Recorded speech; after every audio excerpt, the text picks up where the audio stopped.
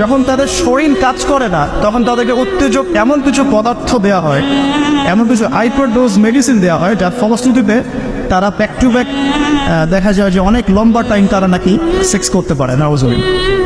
এখন পর্নোগ্রাফির সাথে পরিচিত না এমন হাজারের একজন ব্যক্তি খুঁজে পাওয়া যাবে না। ঠিক আছে, বাংলাদেশের পরিসংখ্যান বলছে যে বাংলাদেশের স্কুল পড়ুয়া প্রায় 77% ছেলে মেয়ে পর্ন দেখে। এটা আবার কথা না, বা আপনি গুগল করেন এবং দিন দিন মেয়েদের পর্ন দেখার প্রবণতা বাড়ছে, এটা লেখা আছে। শুধু তাই নয়, ওই 1896 সালের দিকে তারা যখন পর্নোগ্রাফি ছড়িয়ে দেয়, মাত্র 7 মিনিটের একটা ভিডিও তারা প্রকাশ করছে। ঠিক আছে, এবং তার নামও তারা দিয়েছিল, আমার নামটা ঠিক খেয়াল নাই, আর আমি এগুলো ফিল্মস দেখিনি, আমি গুগলের নামটা দেখেছি কি নাম ছিল। তো তখন থেকে নিয়ে এই পর্যন্ত এই যে নীল সংস্কৃতি চালু করে দেয়া, এটা শুধু পশ্চিমাদের মধ্যে সীমাবদ্ধ থাকে নাই, পুরো বিশ্বের মধ্যে ছড়িয়ে দেওয়া হয়েছে। এবং আপনি পরিসংখ্যান দেখবেন যে এই নীল সংস্কৃতিতে সবচাইতে বেশি যারা পারদর্শী তারা হচ্ছে মার্কিন যুক্তরাষ্ট্রে, এবং এই ব্লু ফিল্মস পুরো বিশ্বে একটা ইন্ডাস্ট্রি চালু করেছে, এর নাম হচ্ছে পর্ন ইন্ডাস্ট্রি। ঠিক আছে, এবং আপনি এবার শুনলে অবাক হবেন যে এই পর্ন ইন্ডাস্ট্রি প্রতি বছরে $97 বিলিয়ন ব্যবসা করে। $97 বিলিয়ন ব্যবসা করে পর্ন ইন্ডাস্ট্রি সারা ওয়ার্ল্ডে। 1 বিলিয়ন সমান কত? 100 কোটি। 1 বিলিয়ন সমান 100 কোটি। $100 কোটি আর টাকাতে হিসাব করে দেখেন কত টাকা হয়। $97 বিলিয়ন ব্যবসা হয় প্রতি বছর এই পর্ন ইন্ডাস্ট্রির মধ্য দিয়ে। এবং এই ইন্ডাস্ট্রির ফিল্মসগুলো হলিউড বলিউডের চেয়ে বেশি শ্যুট করা হয়। এবং আমেরিকার লস অ্যাঞ্জেলেস নামক একটা জায়গা আছে না, এটাকে বলা হয় পর্নের স্বর্গরাজ্য। মানে এখানেই সব পর্নের শুটিংগুলো আগে হতো। একটা পর্যায় থেকে সেখান থেকে সরিয়ে ক্যালিফোর্নিয়া নিয়ে আসা হয়েছে। কখন সরানো হয়েছে? যখন সেখানকার প্রশাসন একটা আইন জারি করলো। কি আইন জারি করলো? যে এখানে শুটিং করতে হলে বাধ্যতামূলক কন্ডোম ব্যবহার করতে হবে। নাউজুবিল্লাহ পড়বেন না। তো তারা এটা ব্যবহার করার পক্ষপাতী না, তখন ওখান থেকে ইন্ডাস্ট্রি সরিয়ে ক্যালিফোর্নিয়ার দিকে নিয়ে যাওয়া হয়েছে। তো শুধু আমেরিকায় প্রতি বছর 10 থেকে 12 বিলিয়ন ডলারের ব্যবসা করে এখানে। দ্বিতীয় স্থানে আছে ইউরোপের কান্ট্রি ব্রিটেন, তারপরে আছে সাউথ আফ্রিকা, তারপরে অন্যান্য কান্ট্রি জার্মানি, এদিকে আপনার সুইডেন, ফিনল্যান্ড, আমাদের উপমহাদেশে অনেক কান্ট্রিও আছে। ঠিক আছে, তো এই যে নীল সংস্কৃতি সারা ওয়ার্ল্ডে তারা ছড়িয়ে দিল, এখান থেকে আমি একটা নাম চুজ করেছি আর কি, যে নীল দর্পণ। আমি কিন্তু লেকচারে এখানে যাইনি, জাস্ট ইন্ট্রোডাক্টরি কিছু কথা বললাম ওখানে, যে নীল দর্পণ নাম আমি কেন দিয়েছি এই কারণে। তো মূল লেকচারে যাওয়ার আগে আমি আপনাকে একটা পরিসংখ্যান দেখাই। তার আগে বলে দিই যে এর ফলশ্রুতিতে শুধু যে ধর্ষণ বেড়েছে এমনটা নয়, বরং সমকামিতাও বেড়েছে। এখনকার পরিসংখ্যান বলছে মার্কিন যুক্তরাষ্ট্রের 52% মানুষ মনে করে যে সমকামিতাকে স্বীকৃতি দেওয়া উচিত, এবং 41% মানুষ মনে করে দেওয়ার দরকার নেই। কিন্তু আইনত এটা লিগ্যালাইজড, এটা ওদের বাক স্বাধীনতা। এটা কানাডা অনেক আগেই করেছে, ব্রিটেনেও আছে, অস্ট্রেলিয়াও স্বীকৃতি দিয়েছে, এবং দিন দিন আস্তে আস্তে আমাদের ভারত থেকে শুরু করে আমাদের দেশে পর্যন্ত এগুলোর বিস্তার বেড়ে গেছে। এবং তারা এখন সংগঠন তৈরি করেছে, তাদের ফ্ল্যাগ আছে, তারা অধিকারের কথা বলে, তারা স্বীকৃতি চায়। এবং পর্ন সম্পর্কে পড়তে গিয়ে আমি দেখলাম যে নর্মালি পর্নের যে ভিডিওগুলো হয় এগুলো হচ্ছে চলচ্চিত্রের মতো, জাস্ট যেমন একটা নায়ক নায়িকা শুটিং করেন, গায়ক গায়িকা যেমন শুটিং করেন, ঠিক এরকম করেই ফিল্মস শুট করা হয়। আপনি যখন এটা সার্চ করবেন দেখবেন পর্ন ইন্ডাস্ট্রি থেকে বের হয়ে আসা কিছু ওদের কথা মতে পর্ন স্টার, তারা সাক্ষাৎকার দিয়েছে যে এই জগৎটার সম্পূর্ণটাই হচ্ছে মিথ্যা এবং ফেক। যা দেখানো হয় এটা টোটালি ফেক। এবং কোনো কোনো ক্ষেত্রে তাদেরকে বাধ্য করে জালের মধ্যে ফেলে এই ইন্ডাস্ট্রির মধ্যে অনুপ্রবেশ করানো হয়, যেখানে ওদের কোনো ইচ্ছাও থাকে। একবার জড়িয়ে গেলে কোনো মেয়ে সেখান থেকে আর বের হতে পারে না। শুধু তাই নয়, যখন তাদের শরীর কাজ করে না, তখন তাদেরকে উত্তেজক এমন কিছু পদার্থ দেওয়া হয়, এমন কিছু হাইপার ডোজ মেডিসিন দেওয়া হয়, যার ফলশ্রুতিতে তারা ব্যাক টু ব্যাক দেখা যায় যে অনেক লম্বা টাইম তারা নাকি সেক্স করতে পারে না ওজনে। তো এগুলো তাদেরই কথা, এটাতে আসক্ত নয় এমন মানুষ খুঁজে পাওয়া দুষ্কর। বাংলাদেশের রিপোর্ট বলছে যে বাংলাদেশে এখনকার ইয়াং জেনারেশনের মধ্যে 92% পর্ন দেখে। কত পার্সেন্ট? 92%। এবং পর্ন যে ওয়েবসাইটগুলো আছে এগুলো এত বেশি শক্তিশালী, এগুলোকে হ্যাক পর্যন্ত করা সম্ভব নয়। 2014 সালে বাংলাদেশের গভর্নমেন্ট যে ছিল আমি জানি না, আমি আসলে এদিকে পলিটিক্সের খবর খুব একটা রাখি না, তারা 244টা পর্ন সাইটকে বন্ধ করে দিয়েছে। কিন্তু এমন একটা এক্সেস তারপরেও চালু ছিল যে অন্য থ্রু দিয়ে এগুলোতে ভিজিট করা যেত। সবচেয়ে বেশি পর্ন সাইট যেগুলোতে ভিজিট করা হয় তার মধ্যে এই সাবকন্টিনেন্ট বা ভারতবর্ষ অন্যতম। ঠিক আছে, তো এগুলোর ফলশ্রুতিতে শুধু ধর্ষণ বেড়েছে এমন নয়, বরং সমকামিতাও বেড়েছে। এবং দেখা যাচ্ছে যে এখন প্রতি 10 জন মানুষের মধ্যে একজন নাকি, এটা রিপোর্ট, প্রতি 10 জনের মধ্যে নাকি একজন বিপরীত লিঙ্গের দিকে নয় বরং স্বলিঙ্গের দিকে আকর্ষিত হচ্ছে। এবং এই মহামারীগুলো দিন দিন বাড়ছে।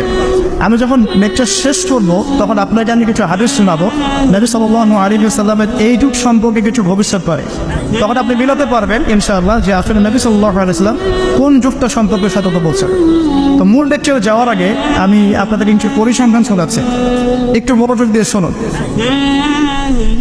যে সভ্যতার কথা আমি আপনাদেরকে বললাম, ওই সভ্যতার কিছু পরিসংখ্যান উল্লেখ করে আমি আপনাদেরকে লেকচারের সামনে দেখে দেবো ইনশাআল্লাহ তাআলা। একটা রিপোর্ট বলছে, এটা দৈনিক জনকণ্ঠকে ছাপানো হয়েছিল, এটা ছাপানো হয়েছিল 16 অক্টোবর 2020-এ, যে তারা ওয়ার্ল্ডের টপ 10 যে কান্ট্রিজ ধর্ষণের দিক থেকে, নারী নির্যাতনের দিক থেকে এদের একটা তালিকা তৈরি করে। এবং এই তালিকায় একটু গেস করেন কোন দেশ টপে আছে। যে বলেন, বুঝতে পারছি না, ইন্ডিয়াটা সবচেয়ে টপে আছে ইউএসএ। ঠিক আছে, আগে থেকে পরিসংখ্যান দেখাচ্ছি, তারপরে আমি মূল লেকচারে যাবো ইনশাআল্লাহ। যে দেখা যাচ্ছে পুরো ইউরোপের, পুরো পশ্চিমা সভ্যতা ইউরোপের যারা হচ্ছে এখনকার মধ্যবিত্ত কান্ট্রিগুলোর, উন্নয়নশীল কান্ট্রিগুলোর রোল মডেল বলি আমরা, তাই না? আমরা তো সবখানে ইউরোপ বানাতে চাই। ইভেন আমাদের দেখা যায় অনেক ক্ষেত্রে মিডল ইস্টের, মধ্যপ্রাচ্যের কোনো কোনো কান্ট্রির লিডার বলছে যে আমরা এত সালের মধ্যে মধ্যপ্রাচ্যকে ইউরোপ বানিয়ে ফেলবে।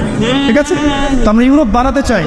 তো ইউরোপে দেখা যায় যে 15 বছরের কম, পুরো ইউরোপে 15 বছরের কম 33% মানুষ, 33% মেয়ে 15 বছরের আগেই কারো না কারো দ্বারা শারীরিক নির্যাতনের শিকার হয়েছে, যৌন নির্যাতনের শিকার হয়েছে।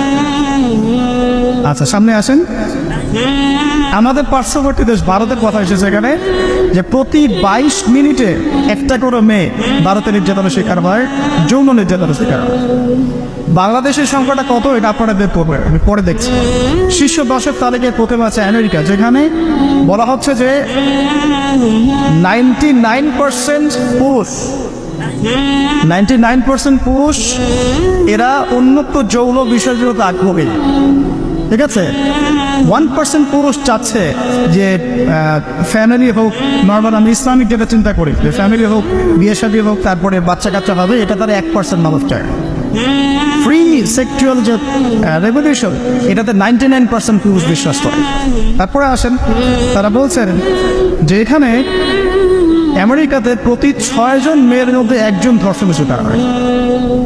প্রতি 6 জন মেয়ের মধ্যে একজন ধর্ষণের শিকার হন। এবং যে পরিসংখ্যানগুলো করা হয়েছে এটা মাত্র 16% কেসের ভিত্তিতে, বাকিরা কেসই করেন। যারা কেস করেছে, এই কাগজপত্র আছে, এর মধ্যে দেখা যায় প্রতি 6 জনের একজন ধর্ষণের শিকার হন। তো এরপরে দ্বিতীয় নাম্বার তালিকায় আনা হয়েছে সাউথ আফ্রিকার, দক্ষিণ আফ্রিকা। এটাকে বলা হয় ধর্ষণের রাজধানী। কি বলা হয়? ধর্ষণের রাজধানী। এখানে দেখা যায় যে শুধু 2012 সালেই, অনলি 2012 সালেই 65,000 ধর্ষণের ঘটনা রয়েছে। আমি পরে আপনাকে হাদিসগুলো বলবো, আপনি আগে পরিসংখ্যানটা দোকাতে থাকে। 65,000 ধর্ষণের ঘটনা ঘটেছে শুধুমাত্র সাউথ আফ্রিকাতেই। আর সাউথ আফ্রিকার 4,000 নারীর উপর জরিপ করে দেখা গেছে যে তাদের মধ্যে প্রতি 3 জনে একজন জীবনে একবার না একবার একজন পুরুষের দ্বারা যৌন সহিংসতার শিকার হয়েছে, প্রতি 3 জনে।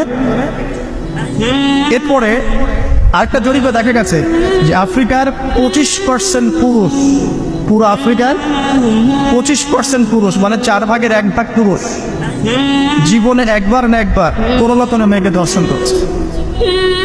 এগুলো আমাদের রিপোর্ট না, কিন্তু আপনি অনলাইনে এগুলো পাবেন।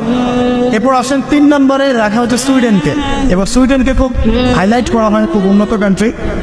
দেখা যায় যে 2009 সালে সুইডেনে ধর্ষণের হার ছিল 58%। কত পার্সেন্ট? আচ্ছা, 4 নম্বরে যে দেশ খুব পরিচিত আমাদের পাশে, ভারত, সেখানে বলা হচ্ছে যে 2012 সালের জরিপে ইন্ডিয়াতে ধর্ষণের রিপোর্ট করা হয়েছে 24,923টা। 24,923।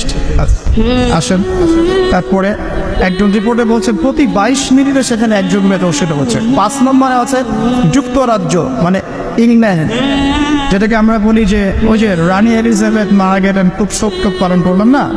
আচ্ছা, তো তাদের মধ্যে বলা হচ্ছে যে প্রতি বছর গড়ে 85,000 নারী সেক্সুয়াল অ্যাবিউজের শিকার হয়, মানে যৌন হয়রানির শিকার হয়েছে। এছাড়া প্রায় 4 লক্ষ নারী এ পর্যন্ত 2012 সাল থেকে এই পর্যন্ত, মানে 2022 পর্যন্ত, লাস্ট 10 বছরে 4 লক্ষ নারী কোনো না কোনোভাবে পুরুষের দ্বারা যৌন নির্যাতনের শিকার হয়েছে, যার মধ্যে 25 থেকে 30% হচ্ছে শিশু, মানে বাচ্চা মেয়ে। তারাই তো আবার আমাদেরকে বলছে যে বিয়ের বয়স তোমরা তো কমাই রাখ। আচ্ছা, আসেন এবার আরো সামনে যাই। জার্মানির পরিসংখ্যান, জার্মানি হচ্ছে এখন 6 নম্বর। জার্মানিতে বলা হচ্ছে যে সরকারি হিসেব মতে এখানে 2,40,000 নারী এবং কিশোরী জার্মানিতে ধর্ষণের শিকার হয়ে মারা গেছে, এই পর্যন্ত হিস্ট্রি। তারপরে আরেকজন হিসাবে বলছেন যে প্রযুক্তিতে জার্মানি এগিয়ে আছে ঠিকই, তবে 65,07,394 জন নারী এই পর্যন্ত জার্মানিতে ধর্ষণের শিকার হয়েছে, পুলিশের নথিতে রিপোর্ট আছে। আসলে সামনে এটা গেল জার্মানির কথা। এরপর ফ্রান্সের সেম কথা, 75,000 নারী প্রতি বছর ধর্ষণের শিকার হচ্ছে, যাদের মধ্যে 10% হচ্ছে শিশু। এবং কানাডার কথা এখানে আছে, কানাডাও লিস্টের মধ্যে আছে 8 নম্বরে, যেখানে বলা হচ্ছে এই পর্যন্ত 25,16,918 জন রিপোর্ট করেছে। এবার বলতে থাকলে শেষ হবে না। 9 নম্বর আছে শ্রীলঙ্কা এবং 10 নম্বরে আছে ইথিওপিয়া। এই হলো 10টা দেশের তালিকা। আলহামদুলিল্লাহ এখানে বাংলাদেশের নাম নাই। শুধু তাই না, বাংলাদেশরা এই টপ 10-এর মধ্যে কোনো মুসলিম কান্ট্রির নাম নাই। ঠিক আছে, তো এরপরেও তারা দেখবেন বোরখা, হিজাব, নারীর স্বাধীনতা, নারীকে লুকিয়ে রাখছো, হ্যাঁ তোমরা পোশাক নিয়ে বেশি কথা বলো, বাড়াবে, এই কথাগুলো ওরাই এদেরকে শিখায়।